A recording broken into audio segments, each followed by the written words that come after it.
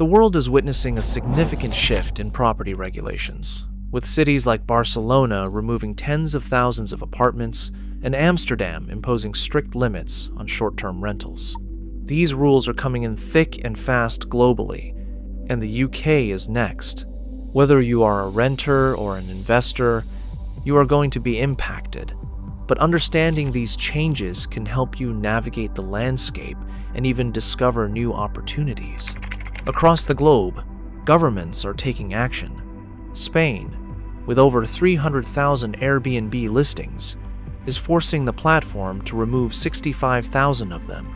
France, which boasts over 800,000 listings, has implemented a very strict 1-2-0-day annual rental limit in Paris. Italy, with 500,000 short-term rentals, has seen Milan ban self-check-in key boxes, a seemingly small detail that will dramatically impact those operating scalable businesses. Throughout Europe, similar policies are being introduced, including registration systems, night limits, licensing restrictions, or outright bans. This trend is truly global. Japan, with 100,000 registered short-term rentals, limits them to 180 nights per year.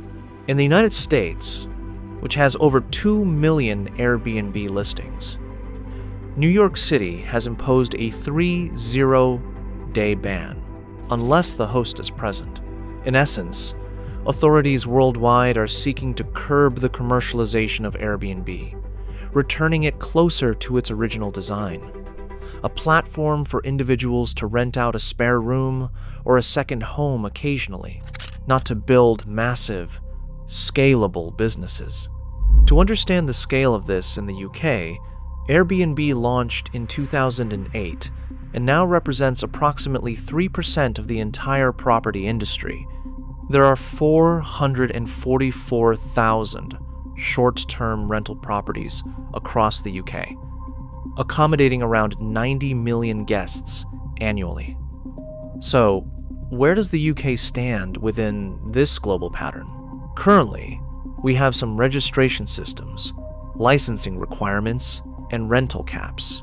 London, for example, has a 9-0-day rule, and Scotland operates a comprehensive licensing system. England is now proposing a national Airbnb register, and all these initiatives are early indicators of what could happen next. If the UK follows the path of other countries, potential changes could include stricter rental limits, nationwide licensing, especially in major cities like Leeds, Manchester, and Liverpool, and stronger enforcement. Short-term rentals could become regulated hospitality businesses, bringing with them a whole new layer of compliance and location-specific strategies. So, why are these changes happening? The most obvious reason is housing shortages.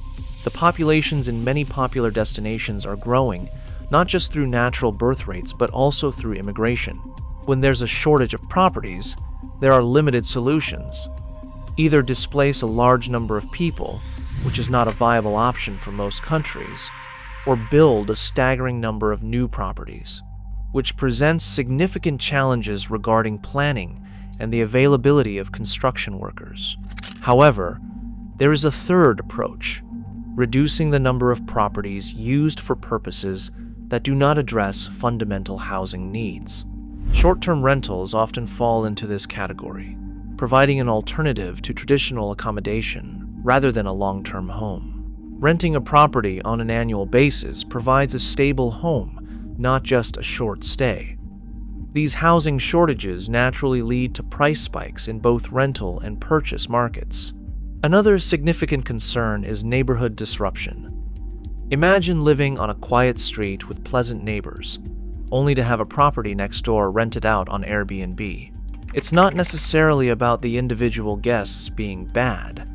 It's the constant turnover of 2 or 3 different sets of strangers every week.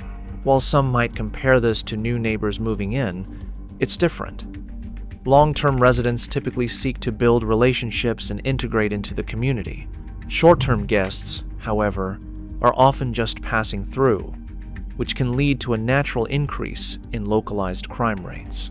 This is partly due to less stringent vetting of short-term occupants, and partly because areas with high tourist turnover tend to experience elevated crime. Criminals often target tourists, knowing they are less likely to pursue legal action once they return home. Furthermore, the operation of residential buildings like hotels can significantly impact the sense of community. For families, the constant presence of strangers can create unease, affecting parents' desire for their children to feel safe playing outside and their own sense of security within their neighborhood. Looking ahead, I anticipate that over the next year or two, many homes will return to the long-term rental market. As an investor, while I appreciate the service accommodation I currently have, this shift will likely benefit the average individual in the UK, though its impact will vary by location. My primary concern from an investor's perspective is for those who own properties in expensive areas like London or have invested heavily in properties that are only viable as service accommodation. My advice is to conduct immediate due diligence. Assess if your property would work as a standard buy-to-let or a house in multiple occupation, HMO. If not, you need to start planning your exit strategy before these regulations fully take hold. For travelers, a downside will likely be an increase in accommodation prices, as hotel costs are already rising and Airbnb faces more restrictions. This situation is another example of a trend in the property market where professional investors are better positioned to survive and adapt, while smaller, less experienced individuals might struggle. What's interesting about these specific changes, unlike previous shifts in the buy-to-let or HMO markets that often squeezed out smaller players, is that these regulations seem to protect the very small, entry-level hosts who might just be renting out a single room. However, any small business operating multiple short-term rental units is likely to face significant challenges.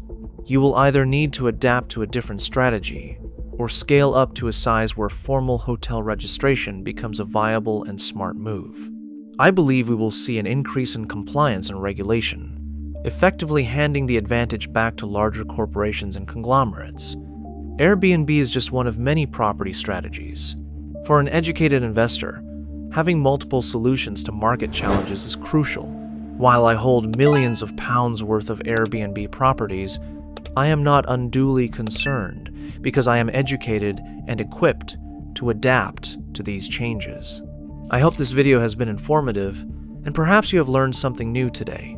Make sure to hit subscribe and the notification bell, and I'll see you in the next video.